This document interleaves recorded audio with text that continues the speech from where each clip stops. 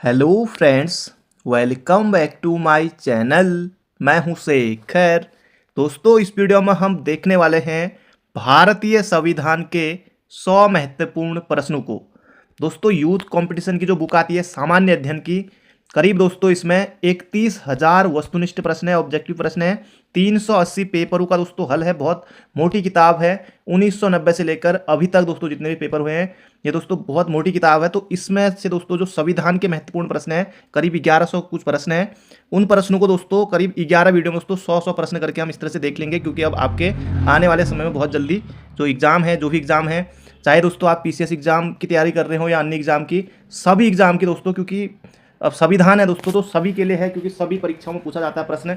और इसमें अलग अलग एग्जाम में दोस्तों आप देखेंगे कि कहाँ कहाँ प्रश्न आया हुआ है। तो चलिए दोस्तों वीडियो की शुरुआत करते हैं।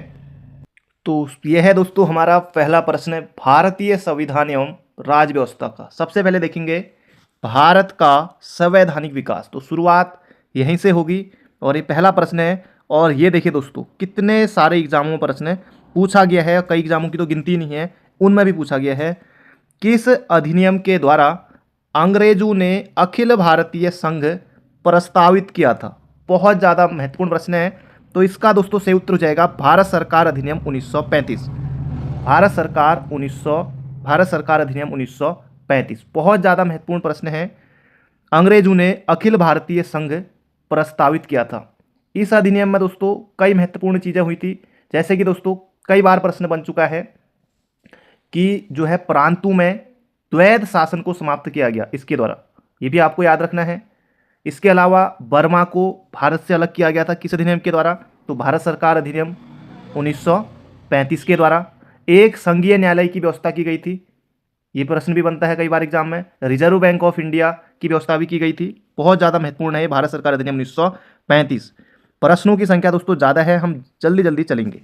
अगला प्रश्न देखिए, हमारा दूसरा प्रश्न, निम्न में से किस एक ने भारतीय संघवाद को सहकारी संघवाद कहा?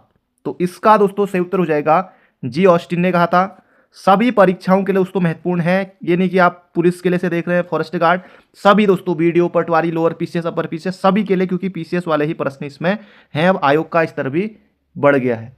तो बढ़ते हैं अगले प्रश्न की तरफ। अगला प्रश्न देखिए यहाँ पर हमारा, भारत सरकार अधिनियम 1919 आधारित था दोस्तों किस पर आधारित था? तो इसका दोस्तों सही उत्तर हो जाएगा यहाँ पर हमारा 1919 दोस्तों, ये हो जाएगा मॉन्टेग्यू चेम्सफोर्ड रिपोर्ट पर।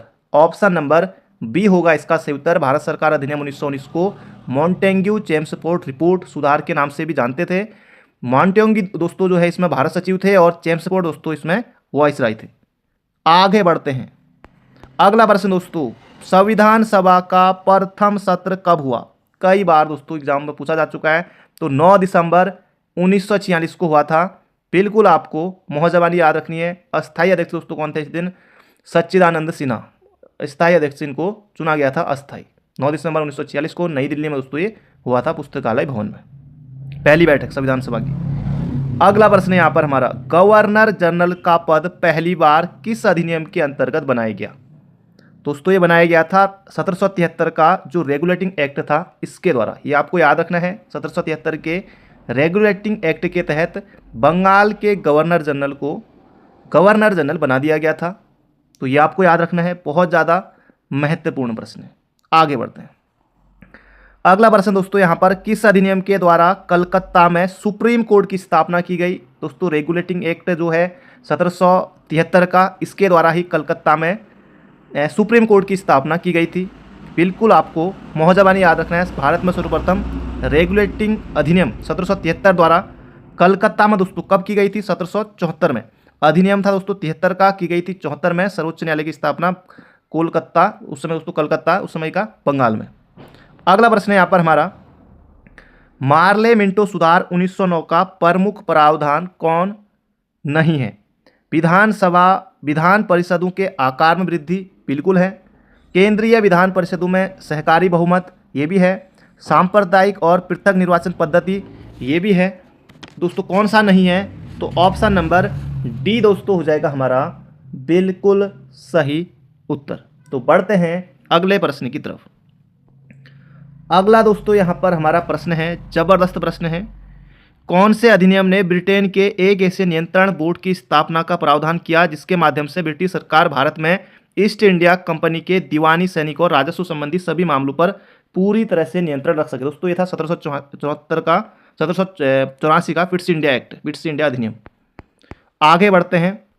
ये देखिए दोस्तों, कई बार पूछा जा चुका है ये प्रश्न भी। ब्रिटिश सरकार के किस अधिनियम ने सबसे पहली बार भारत में शिक्षा के लिए 1 लाख रुपए दिए थे? अच्छा प्रश्न है दोस्तों। यह है दोस्तों चार्टर अधिनियम था इसके लिए, 1813 वाला। अगला दोस्तों प्रश्न है, निम्नलिखित अधिनियमों में से किस अधिनियम द्वारा गवर्नर जनरल की परिषद में एक विधि सदस्य की अभिवृद्धि हुई? तो दोस्तों इसके लिए था चार्टर अधिनियम, जो कि 1833 का है। बिल्कुल मोहजबानी आपको याद रखनी है।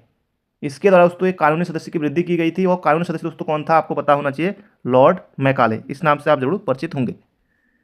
अगला दोस्तों प्रश्न है, कंपनी के व्यापारिक तथा राजनीतिक कार्यों को किस एक्ट के द्वारा अलग किया गया? अच्छा प्रश्न है। तो दोस्तों इसका सही उत्तर हो जाएगा इनमें से कोई नहीं, क्योंकि दोस्तों 1773 के रेगुलेटिंग एक्ट के दोषों को दूर करने के लिए ब्रिटिश प्रधानमंत्री पीटरपंकर ने 1784 में ब्रिटिश संसद में एक प्रस्ताव प्रस्तुत करवाया था, जिसे पिट्स इंडिया एक्ट दोस्तों कहा जाता है 1784 में। दोस्तों ये 1784 का होगा, यहाँ पर कोई ऑप्शन नहीं है, तो ये हो जाएगा ऑप्शन नंबर डी, इनमें से कोई नहीं। अगला प्रश्न है, 1861 के अधिनियम की प्रमुख विशेषता थी? अच्छा प्रश्न है दोस्तों।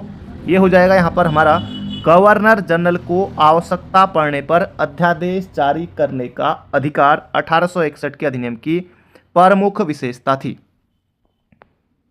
अगला प्रश्न है, निम्नलिखित में से भारतीय स्वतंत्रताओं का अधिकार पत्र किसे कहा जाता है?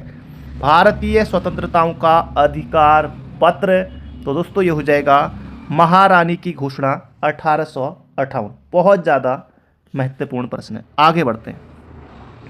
अगला दोस्तों यहाँ पर हमारा प्रश्न है, निम्नांकित में से किस अधिनियम द्वारा भारत में प्रतिनिधि संस्थाएं प्रथम बार प्रारंभ हुई थी? दोस्तों ये हो जाएगा भारत परिषद अधिनियम 1861 के द्वारा। बहुत ज़्यादा महत्वपूर्ण है, भारत में प्रतिनिधि संस्थाएं। अगला दोस्तों प्रश्न है, निम्नलिखित में से किस एक अधिनियम के अंतर्गत अंग्रेजों ने भारत में पहली बार सांप्रदायिक निर्वाचन मंडल का आरंभ किया? दोस्तों बिल्कुल स्टार लगाइए, छपने वाला प्रश्न है, जबरदस्त प्रश्न है दोस्तों। भारत सरकार अधिनियम 1909 के द्वारा दोस्तों इसे कहा जाता है मिंटो मार्ले सुधार। भारत में सर्वप्रथम सांप्रदायिक निर्वाचक मंडल प्रणाली प्रारंभ की गई। छपने वाला प्रश्न है, मोहजवानी याद रखिएगा। अगला प्रश्न है, भारत के लिए उच्चायुक्त के पद का सृजन किया गया? दोस्तों ये हो जाएगा 1919 के अधिनियम के अंतर्गत।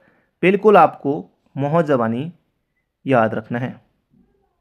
बढ़ते हैं अगले प्रश्न की तरफ। दोस्तों इसमें जो उच्चायुक्त का पद सृजन किया गया, उसके बाद कई चीज़ें हुई। 1926 में केंद्रीय लोक सेवा आयोग का गठन हुआ था सिविल सेवकों की भर्ती के लिए। 1927 में साइमन आयोग का गठन, साइमन जो है दोस्तों कब भारत कब आया, ये भी प्रश्न कई बार बनता है। तो ये दोस्तों आया था 1928 में, ये भी प्रश्न आगे बनेगा।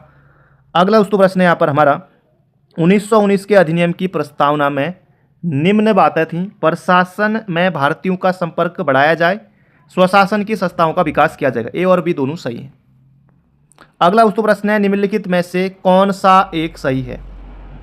अच्छा प्रश्न है दोस्तों, कौन सा एक सही है? दोस्तों ये हो जाएगा, भारतीय संविधान में मूल अधिकारों को शामिल करने के लिए 1928 में नेहरू रिपोर्ट ने समर्थन किया था। दोस्तों बिल्कुल सही बात है, ये प्रश्न भी कई बार पूछा जा चुका है। अगला दोस्तों हमारा प्रश्न है, निम्नांकित में से कौन सा एक भारत शासन अधिनियम 1935 में स्वीकार किया हुआ महत्वपूर्ण और स्थायी अवयव नहीं है? तो इसका दोस्तों सही उत्तर हो जाएगा यहाँ पर हमारा, देश के लिए लिखित संविधान। बाकी ये सभी हैं, विधानमंडल के लिए निर्वाचित एवं जवाबदेह प्रतिनिधि, एक संघ की योजना पर विचार, विधानमंडल के लिए सरकारी सदस्यों का समवाचित यानी कि नॉमिनेट किया जाना, ये सभी हैं। आगे बढ़ते हैं। अगला दोस्तों प्रश्न है यहाँ पर, गवर्नमेंट ऑफ इंडिया एक्ट 1935 को किसने दासता का एक नया अधिकार पत्र कहा था? दोस्तों ये किसने कहा था? पंडित जवाहरलाल नेहरू, JL नेहरू का नाम बिल्कुल मोहजबानी याद रखिएगा दोस्तों। छपेगा प्रश्न, अंत तक बने रहेगा। अभी 20 प्रश्न देखे हैं, 80 प्रश्न और बच्चे हैं दोस्तों, एक से बढ़कर एक प्रश्न है, बिल्कुल पूछे गए प्रश्न हैं। अगला प्रश्न दोस्तों देखिए, क्या जबरदस्त प्रश्न है। ब्रिटिश संसद ने भारतीय स्वतंत्रता अधिनियम कब पारित किया था दोस्तों? कब पारित किया गया था?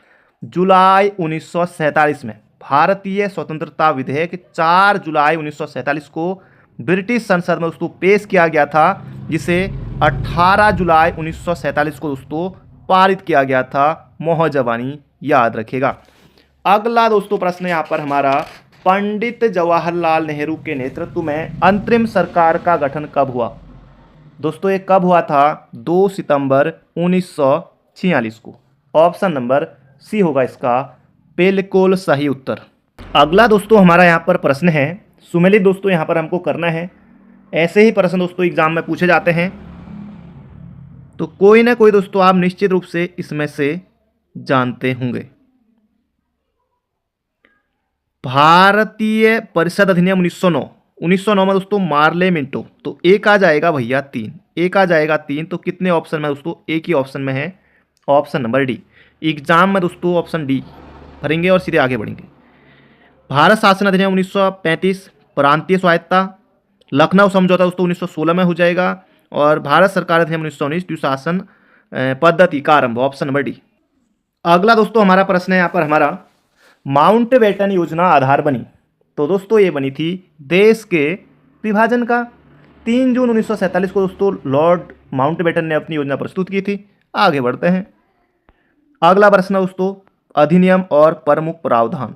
जबरदस्त प्रश्न दोस्तों, छपने वाला प्रश्न है। भारतीय परिषद अधिनियम 1892, व्यवस्थापिका के सदस्यों को प्रश्न पूछने का अधिकार। एक आ जाएगा भैया 3, ए का 3 दोस्तों केवल बी में है। भारतीय परिषद अधिनियम 1909, बी का होगा 4, प्रांतीय व्यवस्थापिकाओं में गैर सरकारी बहुमत। भारत सरकार अधिनियम 1919 के द्वारा है द्विसदनात्मक केंद्रीय व्यवस्थापिका, और भारत सरकार अधिनियम 1935 है केंद्र में द्वैत शासन। आगे बढ़ते हैं। अब देखिए दोस्तों, कथन और कूट वाले प्रश्न, जैसा कि हमारा आयोग भी पूछ रहा है लगातार ऐसे प्रश्नों को। भारत का संविधान देश की आवश्यकता की पूर्ति करता है, कथन दिया गया है। अब कारण कह रहा है कि इसको एक गृहीत संविधान कहा जाता है। ए और आर दोनों दोस्तों ये सत्य हैं, परंतु आर ए का दोस्तों सही स्पष्टीकरण यहाँ पर नहीं लग रहा है, क्योंकि दोस्तों देखिए भारतीय संविधान विश्व का सबसे बड़ा लिखित संविधान है। भारतीय संविधान के मूल स्रोत जैसे विदेशी संविधान से लिए हैं हमने, ब्रिटेन से लिया है, अमेरिका से, जापान से, जर्मनी, कनाडा, सब जगह से लिया है, तो ये हो जाएगा ऑप्शन नंबर बी वाला। अगला दोस्तों प्रश्न है, भारत सरकार अधिनियम 1935 का संघीय भाग लागू नहीं हुआ क्योंकि दोस्तों निर्धारित जनसंख्या में देशी राज्य संघ में शामिल नहीं हुए थे, इस कारण नहीं हुआ था। आगे बढ़ते हैं। भारत को एक संविधान देने का प्रस्ताव संविधान सभा द्वारा पारित किया गया था दोस्तों। कब किया गया था? 22 जनवरी 1947 को। ऑप्शन नंबर बी होगा इसका सटीक उत्तर। 13 दिसंबर 1946 को पंडित जवाहरलाल नेहरू ने संविधान का उद्देश्य प्रस्ताव पेश किया था, प्रश्न कई बार बना है। और 22 जनवरी 1947 को संविधान सभा द्वारा भारत को एक संविधान देने का उद्देश्य प्रस्ताव पारित किया गया था। दोनों में इतना ही अंतर है। आगे बढ़ते हैं दोस्तों। अगला प्रश्न है, भारत एक क्या है? देखिए, भारत एक लोकतांत्रिक गणतंत्र है, बिल्कुल है, कोई शक नहीं। भारत एक प्रातिनिधिक लोकतंत्र है, बिल्कुल है, कोई शक नहीं। भारत एक लोकतांत्रिक समाज है, बिल्कुल सत्य कथन है। भारत समाजवाद से बंधा हुआ है, तो इसमें दोस्तों से उत्तर दिया गया था सभी चारों को, बिल्कुल सही बात है। आगे बढ़ते हैं। अगला प्रश्न है दोस्तों, भारत की संविधान सभा का परामर्शदाता कौन था? अच्छा प्रश्न है। तो दोस्तों इसका सही उत्तर हो जाएगा श्री BN राव, वेनेगल नरसिंह राव, बिल्कुल मोहजबानी याद रखेगा। अगला दोस्तों हमारा प्रश्न है, कॉन्स्टिट्यूट असेंबली के अध्यक्ष दोस्तों बताना है, तो डॉक्टर राजेंद्र प्रसाद का नाम हमको देखने को मिलता है। अगला प्रश्न दोस्तों यहाँ पर हमारा जबरदस्त और बिल्कुल धांसू प्रश्न है दोस्तों। जो अभी PCS एग्जाम की तैयारी कर रहे हैं ना, उनके लिए तो रामबाण है, बाकी सभी अभ्यर्थियों को पता होना चाहिए दोस्तों। इनको दोस्तों अगर आपको सन याद नहीं है ना कि कौन कब कब क्या क्या हुआ इनमें से, तो ये बहुत मुश्किल हो जाएगा। जैसे देखिए संविधान सभा की पहली बैठक, और भारतीय संविधान लागू होने की तिथि, भारतीय संविधान पारित हुआ, प्रारूप समिति की नियुक्ति कब हुई। अब यहाँ पर दोस्तों पहले संविधान सभा की बैठक होगी ना, ये लागू वाला तो बाद में आएगा, है ना, लागू बाद में होगा, तो 3 तो बाद में होगा, सबसे पहले लास्ट में आएगा 3 वाला, तो इसमें 2 है लास्ट में, इसमें 4 है, तो 2 ऑप्शन हमारे इसे हट जाएंगे। सबसे पहले दोस्तों क्या होगी, संविधान सभा की पहली बैठक हुई थी दोस्तों, कब हुई थी, 9 दिसंबर 1946 को, तो सबसे पहले दोस्तों आएगा हमारा चौथा वाला। फिर उसके बाद दोस्तों प्रारूप समिति की नियुक्ति हुई थी, है ना, 29 अगस्त 1947 को।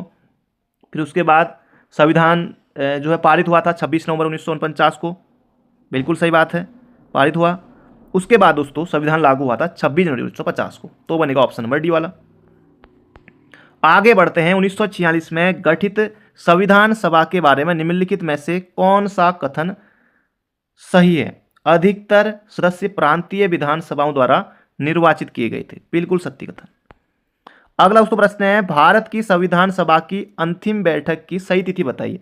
अब पूछ रहा है कि यहाँ पर भारतीय संविधान सभा की अंतिम बैठक कब हुई थी, तो ये हुई थी दोस्तों 24 जनवरी 1950 को, बिल्कुल मौजबानी याद रखेगा। पहली बैठक कब हुई थी, 9 दिसंबर 1946 को, सच्चिदानंद सिन्हा ने इसकी अध्यक्षता की थी। और जो अंतिम बैठक दोस्तों यहाँ पर पूछी गई है, ये हो जाएगा 24 जनवरी 1950 को। फिर इसके बाद दोस्तों 26 जनवरी को जो है हमारा संविधान पूरी तरह से लागू हो गया था।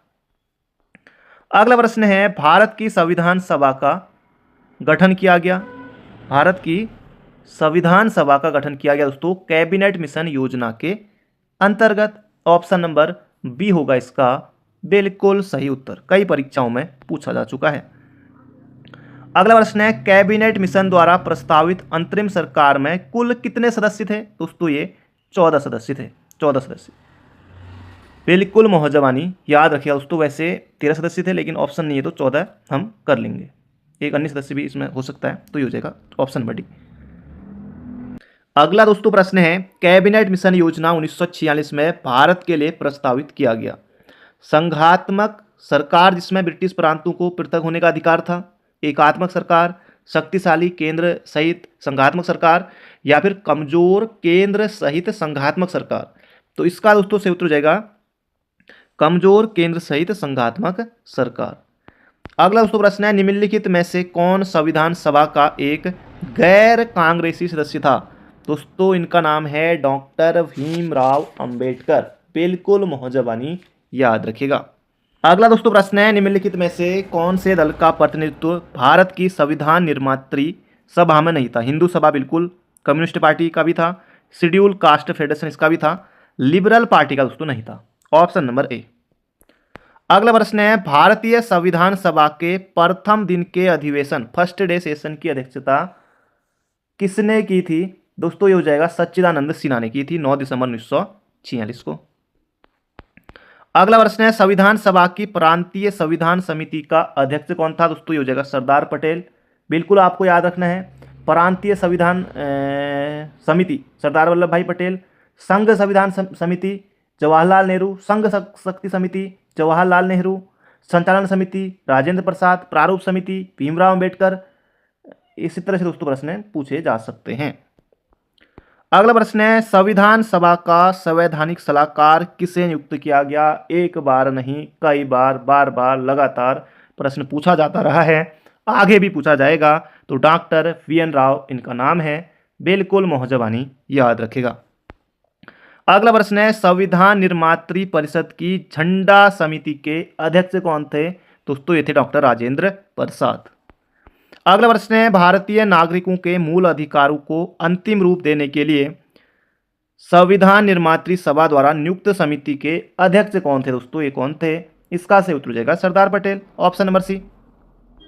अगला प्रश्न है, भारतीय संविधान को संविधान सभा द्वारा अंगीकृत किया गया दोस्तों, कब अंगीकृत किया था, तो 26 नवंबर 1949 को किया था, बिल्कुल मौजबानी याद रखना है। 26 नवंबर 1949 को अंगीकृत किया गया था, और संविधान बनने में 2 वर्ष 11 माह 18 दिन लगे थे, हम बचपन से पढ़ते आए हैं। अगला प्रश्न है, भारत को एक संविधान देने का प्रस्ताव संविधान सभा द्वारा पारित किया गया था जनवरी 22, 1947। इससे पहले भी प्रश्न आया था, आगे बढ़ते हैं।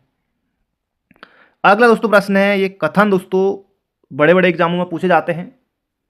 कथन है कि दोस्तों भारतीय संविधान अधिक कठोर तथा अधिक लचीले के मध्य एक अच्छा संतुलन स्थापित करता है।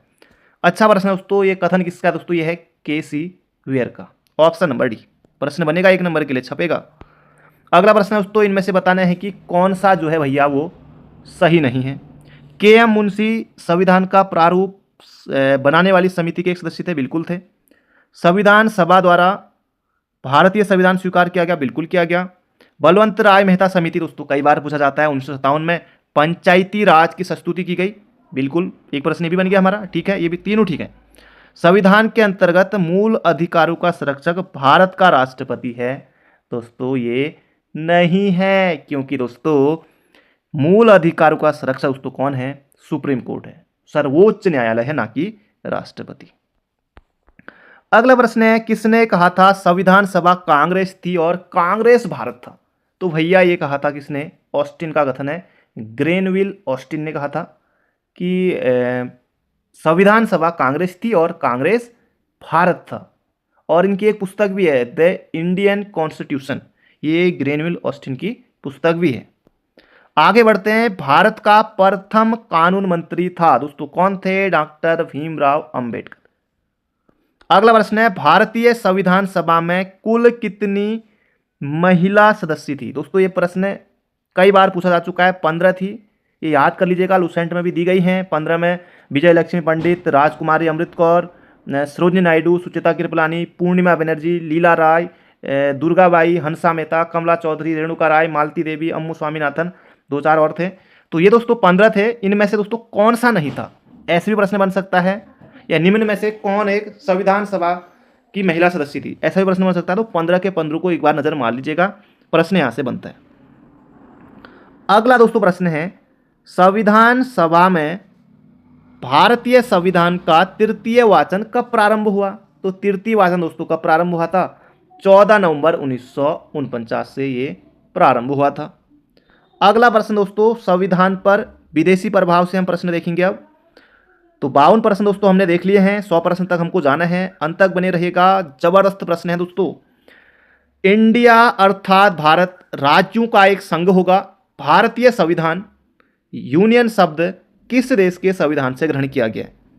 दोस्तों भारतीय जो है ना, यहाँ पर देखिए, इंडिया अर्थात भारत राज्यों का एक संघ होगा, भारतीय संविधान ऐसा कहता है। इसमें दोस्तों जो यूनियन शब्द है ना, ये हमने कहाँ से लिया है दोस्तों? ये कनाडा से लिया है। संघ शब्द दोस्तों कहाँ से लिया है? कनाडा से लिया है। आगे बढ़ते हैं, एक और जबरदस्त प्रश्न, क्या आप मुझे एक भी स्वतंत्र देश दिखा सकते हैं जहां पृथक मताधिकार हो? अंग्रेज जा चुके हैं परंतु वे शरारत छोड़ गए हैं। ये जो कथन है ना दोस्तों, जो ये वाक्य है, संविधान सभा के बहस में किसने कहा था? दोस्तों ये कहा था, किसने कहा था? सरदार वल्लभ भाई पटेल जी ने कहा था। अगला प्रश्न दोस्तों, भारतीय संविधान में राज्य के नीति निर्देशक तत्वों को किस देश के संविधान से लिया है? एक नहीं, 1000 बार पूछा गया है, अलग अलग परीक्षाओं में, एसएससी जो भी दोस्तों एग्जाम होते हैं, बचा ही नहीं है ये प्रश्न कि जहां नहीं आया हो, नाम ही नहीं है। कोई भी एग्जाम हो, बीएड का एग्जाम हो, टेट का एग्जाम हो, कोई अन्य एग्जाम हो, हर जगह प्रश्न देखने को मिलता है। तो आयरलैंड इसका सही उत्तर होगा। ब्रिटेन से क्या क्या लिया? जैसे संसदीय शासन प्रणाली ली, विधि निर्माण प्रक्रिया, इखरी नागरिकता ली है, विधि का शासन लिया। अमेरिका से हमने मौलिक अधिकार, इसके अलावा राष्ट्रपति पर महाभियोग और भी कई चीज़ें ली हैं। तो प्रश्न दोस्तों यहाँ से अक्सर बनते रहता है। जापान से क्या क्या लिया, ये भी दोस्तों प्रश्न एग्जाम में आता है। जैसे दोस्तों जापान से हमने लिया है विधि द्वारा स्थापित प्रक्रिया, प्रश्न बनता है। और कनाडा से हमने संघात्मक व्यवस्था ली है, ये भी प्रश्न कई बार बनता है। आगे बढ़ते हैं, अब ये देखिए कौन सा सही नहीं है, इनमें से दोस्तों बताना है। मौलिक अधिकार अमेरिका से लिए गए हैं। राज्य के नीति निर्देशक तत्व आयरलैंड से, बिल्कुल सही है। केंद्र की अवशिष्ट शक्तियां दोस्तों ये हमने कहां से लिए? दोस्तों ये लिए कनाडा से, ऑप्शन नंबर सी होगा। आपातकालीन शक्तियां हमने जर्मनी से ली हैं। ऑस्ट्रेलिया से दोस्तों हमने क्या क्या लिया, अब मैं आपको बताता हूं। ऑस्ट्रेलिया से हमने लिया है, एक तो दोस्तों लिया है प्रस्तावना की भाषा ली है हमने, जो प्रस्तावना की भाषा है। समवर्ती सूची ली गई है यहाँ से। इसके अलावा वाणिज्य समागम संयुक्त बैठक, ये भी हमने ऑस्ट्रेलिया से ली है। केंद्र की अवशिष्ट शक्तियां कनाडा से ली हैं। आगे बढ़ते हैं, भारतीय संविधान में वर्णित मौलिक अधिकार की अवधारणा। तो मौलिक अधिकार दोस्तों हमने कहां से लिया है? यूएसए से लिया है भैया, बिल्कुल आसान है। अगला प्रश्न है, निम्नलिखित में से कौन सा शब्द भारतीय संविधान की प्रस्तावना में उल्लेखित नहीं है? दोस्तों हमने देखिए संघीय शब्द ये आपको नहीं मिलेगा, बाकी लोकतंत्रात्मक, संप्रभुता, पंथनिरपेक्ष सभी हैं। समवर्ती सूची, दोस्तों अभी मैंने आपको बताया था, मेरी नज़र यहीं पर गई। समवर्ती सूची दोस्तों ये हमने कहाँ से ली है? तो ऑस्ट्रेलिया के संविधान से ली है। प्रस्तावना की भाषा यहाँ से ली है हमने, कहाँ से ली है दोस्तों? ऑस्ट्रेलिया से ली है। समवर्ती सूची कहाँ से ली है? ऑस्ट्रेलिया से ली है। देखिए कितने एग्जामों में, गिनती नहीं है, कई एग्जाम हो जाएंगे, पन्ना भर जाएगा पूरा। हम न्यायिक पुनरावलोकन की व्यवस्था देखते हैं दोस्तों, एक तो देखते हैं हम अपने देश में, एक तो देखते हैं दोस्तों हम अपने यहाँ, और एक देखते हैं यूएसए में। तो ऑप्शन नंबर डी, दोनों में। अगला प्रश्न है, भारतीय संविधान में मौलिक कर्तव्यों का विचार लिया गया? तो मूल कर्तव्य पूछा गया सिंपली, तो रूस के संविधान से, एक बार नहीं कई बार पूछा जा चुका है परीक्षाओं में। 42वां संविधान संशोधन 1976 के द्वारा दोस्तों ये जुड़े गए थे, ये आपको याद रखना है। अभी कौन कौन से हैं यहाँ से भी प्रश्न बनता है, आगे को आएगा। अगला प्रश्न है, भारतीय संविधान के अनुच्छेद 14 में प्रयुक्त वाक्यांश कानून के समक्ष समता। अब दोस्तों अनुच्छेद 14 में क्या है? एक प्रश्न यही बन गया हमारा कि अनुच्छेद 14 में क्या है? दोस्तों अनुच्छेद 14 में क्या है कि कानून के समक्ष समता। तो ये दोस्तों हमने कहाँ से लिया है? तो ब्रिटेन से। अगला प्रश्न दोस्तों, इतनी लंबी चौड़ी चीज़ें तो हम नहीं पढ़ेंगे, हमको जो हमारे मतलब का है उससे हम देख लेते हैं सीधे सीधे। देखिए इतनी लंबी चौड़ी परिभाषा यहाँ पर दी गई है, तो हम सीधे सीधे चलते हैं दोस्तों उत्तर पर। कोई ना कोई आप जरूर इनमें से जानते होंगे। विधि के समक्ष समता, तो दोस्तों ये हमने कहाँ से लिया है? ब्रिटेन से लिया है, तो ब्रिटेन नहीं तो इंग्लैंड कर लेंगे। एक आ जाएगा भैया 2, डी ऑप्शन कट गया, ए ऑप्शन कट गया। विधि का समान संरक्षण, दोस्तों ये कहाँ से लिया हमने? संयुक्त राज्य अमेरिका से, तो बी वाला ऑप्शन ज़्यादा लग रहा है मुझे, बी वाला ही ठीक है। अब विधि द्वारा स्थापित प्रक्रिया कहाँ से? जापान से। शैक्षणिक संस्थाओं के लिए राज्य द्वारा अनुदान, दोस्तों ये कहाँ से लिया गया है? आयरलैंड से लिया गया है। तो ऑप्शन दोस्तों जो बन रहा है ना यहाँ पर, ऑप्शन बन रहा है यहाँ पर बी का संयोग सही उत्तर है। विधि के समक्ष समता दोस्तों इंग्लैंड हो जाएगा, ब्रिटेन हो जाएगा। विधि का समान संरक्षण यूएसए हो जाएगा। विधि द्वारा स्थापित प्रक्रिया जापान हो जाएगा, और शैक्षणिक संस्थाओं के लिए राज्य द्वारा अनुदान हो जाएगा आयरलैंड। आगे बढ़ते हैं। अब इसको भी दोस्तों बताना है कि कौन सा यहाँ पर जो है भैया सुमेलित नहीं है। ऑस्ट्रेलिया के संविधान से संविधान संशोधन की प्रक्रिया दोस्तों नहीं, कहाँ से ली है? दक्षिण अफ्रीका से ली है ना, आसान है। संविधान संशोधन हमने दक्षिण अफ्रीका से लिया है। बाकी दोस्तों कनाडा से यूनियन शब्द लिया गया है, अभी प्रश्न भी बना था। अमेरिका के संविधान से न्यायिक पुनरावलोकन का सिद्धांत लिया गया है। ब्रिटिश संविधान से संसदीय व्यवस्था ली गई है। और जापान से दोस्तों हमने, अभी मैंने आपको बताया था, जापान से विधि द्वारा स्थापित प्रक्रिया। संविधान संशोधन दोस्तों हमने दक्षिण अफ्रीका से लिया है। और इसके अलावा ऑस्ट्रेलिया से लिया है प्रस्तावना की भाषा और समवर्ती सूची। आगे बढ़ते हैं।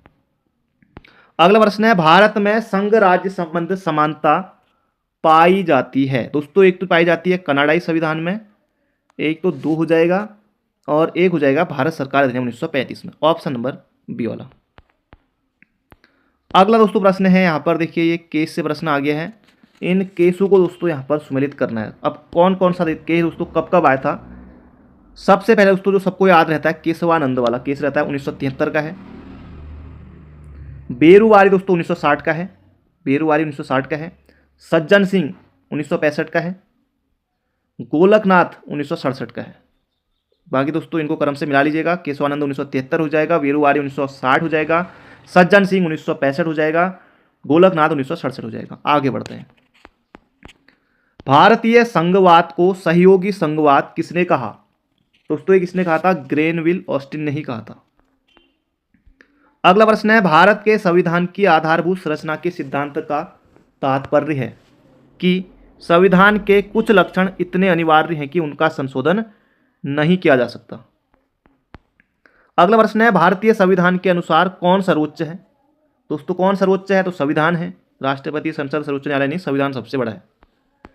अगला प्रश्न है, भारतीय संविधान में कौन से भाग शांतिमय सामाजिक क्रांति के प्रति संविधान निर्माताओं की प्रतिबद्धता प्रदर्शित करते हैं? तो दोस्तों प्रस्तावना भी है, मूलाधिकारों से संबंधित भाग 3 ये भी है, नीति निर्देशक सिद्धांतों से संबंधित भाग 4, उपरोक्त तीनों सभी। राष्ट्रीय पंचांग दोस्तों कब स्वीकार किया गया? दोस्तों ये किया गया था 22 मार्च 1957 को। आगे बढ़ते हैं, बिल्कुल आसान प्रश्न है।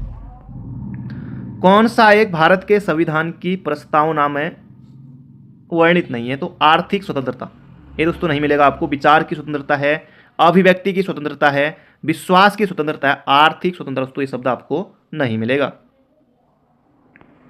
अगला दोस्तों प्रश्न है, निम्नलिखित मामलों में से किसमें भारत के सर्वोच्च न्यायालय ने प्रस्तावना को भारतीय संविधान का भाग नहीं बताया? प्रश्न आएगा, गलत होगा। कई अभ्यर्थी करेंगे केशवानंद भारतीवाद, ये नहीं करना है दोस्तों। प्रश्न ध्यान से पढ़ेंगे। निम्नलिखित मामलों में से किसमें भारत के सर्वोच्च न्यायालय ने प्रस्तावना को भारतीय संविधान का भाग नहीं बताया? बेरुआरी केस में बताया दोस्तों, पटवारी में पूछा गया था, 1960 का ये मामला है। केशवानंदवाद में उच्चतम न्यायालय ने प्रस्तावना को भारतीय संविधान का हिस्सा माना था, यही अंतर है। इसका सही उत्तर होगा बेरुआरी केस, 1960 का है। केशवानंद 1973 का है। संविधान की प्रस्तावना का विधिक स्वरूप क्या है? दोस्तों यह लागू नहीं किया जा सकता। इतने एग्जामों में आए। अब देखिए दोस्तों, एक बार नहीं, कितनी बार, 1000 बार, बार बार, लगातार ये प्रश्न आता है। किस वर्ष से भारत के संविधान की प्रस्तावना में दो शब्द समाजवादी पंथ निरपेक्ष जोड़े गए? दोस्तों बिल्कुल आसान है, 42वां संविधान संशोधन 1976 के द्वारा समाजवादी पंथ निरपेक्ष और अखंडता ये शब्द जोड़े गए थे 42वें संविधान संशोधन 1976 के द्वारा। अगला प्रश्न है, भारत के संविधान में संबंधित निम्नलिखित कथनों पर विचार कीजिए। तो विचार करेंगे। संपूर्ण शक्ति का मूल स्रोत जनता है, कोई शक ही नहीं है, एक तो सही है। भारतीय संघ राज्यों की कृति है, नहीं, बी वाला हो जाएगा गलत। इसमें भी दो है, इसमें भी दो है, इसमें भी दो है, तो 1 3 4 सही हो जाएगा, ऑप्शन नंबर सी वाला। अगला दोस्तों प्रश्न है, देखिए कितनी बार कितने परीक्षाओं में, कई में तो लिखा ही नहीं होगा, कितनी बार गिनती नहीं होगी इसकी। भारत के संविधान की प्रस्तावना में कितने प्रकार के न्याय, कितने प्रकार के न्याय, कितनी प्रकार की स्वतंत्रता और समानता, भ्रातृत्व उसी क्रम में उल्लेख किया गया है। तो सबसे पहले न्याय, तो न्याय दोस्तों कितने आते हैं? 3 आते हैं भैया, 3 न्याय आते हैं। कौन कौन से? सामाजिक, आर्थिक और राजनीतिक न्याय। 5 प्रकार की स्वतंत्रता आती है, विचार, अभिव्यक्ति, धर्म, विश्वास व उपासना की स्वतंत्रता आती है। समानता, प्रतिष्ठा और अवसर की समता। भ्रातृत्व, बंधुत्व, भ्रातृत्व यानी कि बंधुत्व बढ़ाने वाली, ऑप्शन नंबर ए। अगला दोस्तों प्रश्न है, भारत की संप्रभुता के संबंध में निम्नलिखित कथनों में से कौन सा कथन सही है? भारत राष्ट्रमंडल का सदस्य है, यही सही है, ऑप्शन नंबर ए, 1949 में बन गया था। अगला प्रश्न है, भारतीय संविधान के निर्माण से संबंधित निम्नलिखित कथनों में से कौन सही है? पंडित नेहरू के उद्देश्य प्रस्ताव का जो संविधान सभा द्वारा स्वीकार किया गया था, संविधान के निर्माण पर असर था, ठीक है। उद्देशिका बहुत महत्वपूर्ण उद्देश्यों की पूर्ति करती है, बिल्कुल करती है, कोई शक ही नहीं है। संविधान को भारत के लोगों ने आदेशित किया है, ठीक है। राज्य के मुखिया को लोग प्रत्यक्ष रूप से निर्वाचित करते हैं, नहीं नहीं ऐसा नहीं है, अप्रत्यक्ष, ऑप्शन नंबर ए। अगला प्रश्न है, 26 जनवरी 1950 को भारतीय संविधान की सही संवैधानिक स्थिति क्या थी? अब तक की बात आपको बतानी है। संपूर्ण प्रभुत्व संपन्न लोकतंत्रात्मक गणराज्य, ऑप्शन नंबर बी। अगला दोस्तों प्रश्न है, देखिए कई एग्जामों में, बड़े बड़े एग्जाम पूछा गया है। भारत के संविधान की उद्देशिका में निम्नलिखित शब्दावली जिस अनुक्रम में दी गई है वही आपको बताना है। संपूर्ण प्रभुत्व संपन्न समाजवादी पंथ निरपेक्ष लोकतंत्रात्मक गणराज्य, ऑप्शन नंबर ए। संपूर्ण प्रभुत्व संपन्न समाजवादी पंथ निरपेक्ष लोकतंत्रात्मक गणराज्य, ऑप्शन नंबर ए। अगला प्रश्न है, निम्नलिखित में से किस वाद में उच्चतम न्यायालय ने धारणा प्रस्तुत की कि उद्देशिका संविधान का भाग है? दोस्तों बॉम्बे बनाम union state of India, option number C. अगला प्रश्न है, भारत के संविधान में उद्देशिका का विचार कहां से लिया गया है? दोस्तों उद्देशिका का विचार यूएसए के संविधान से लिया गया है, छपने वाला प्रश्न। अगला प्रश्न है, भारतीय संविधान का कौन सा भाग संविधान की आत्मा है? दोस्तों उद्देशिका है, याद रखिएगा। भारतीय संविधान की प्रस्तावना को संविधान की आत्मा कहा जाता है। के.एम. मुंशी ने इसे राजनीतिक जन्मपत्री कहा है। और डॉक्टर भीमराव बाबा साहेब अम्बेडकर ने संवैधानिक उपचारों का अधिकार, जो कि दोस्तों है अनुच्छेद 32 में, इसको संविधान की आत्मा कहा है। वैसे आए कि संविधान की आत्मा किसे कहा जाता है, उद्देशिका को कहा जाता है।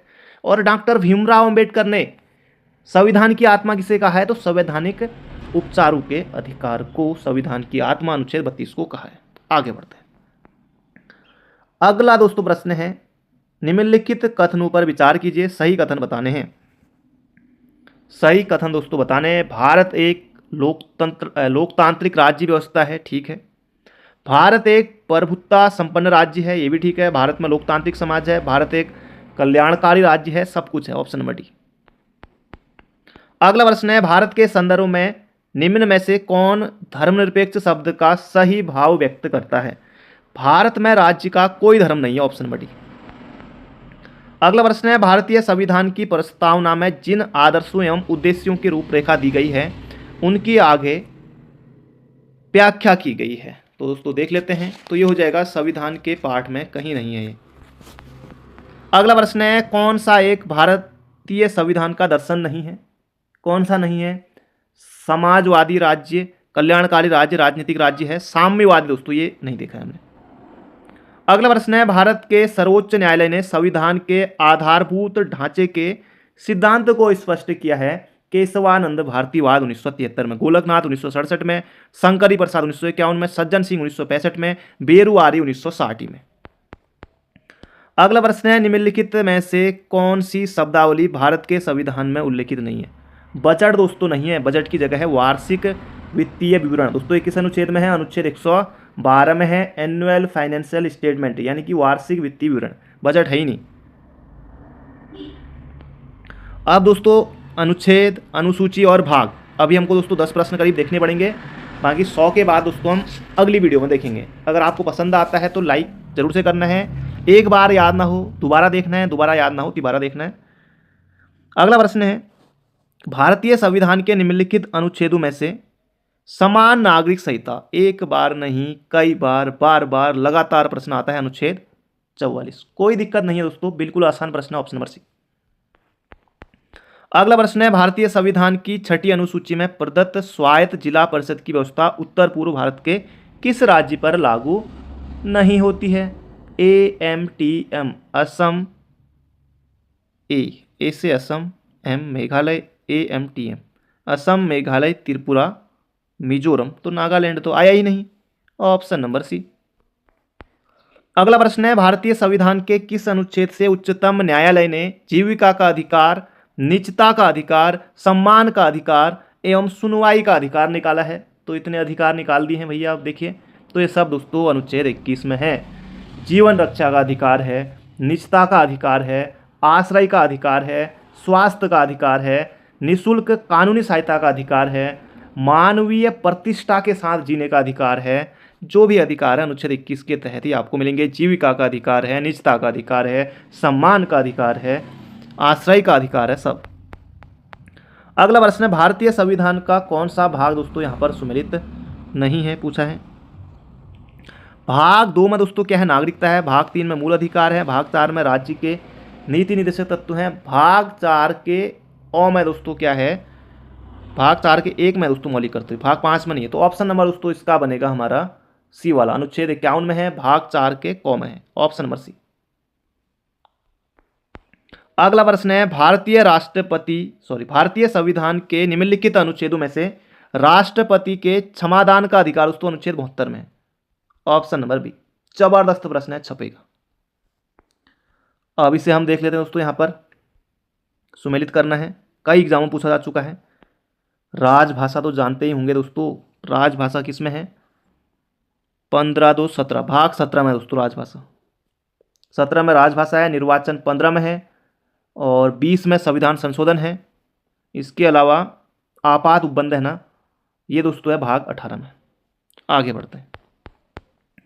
SR मुंबई केस में 9 न्यायाधीशों का पीठ द्वारा निम्नलिखित किस अनुच्छेद की न्यायिक समीक्षा की गई। तो ये दोस्तों है कौन सा, अनुच्छेद 356।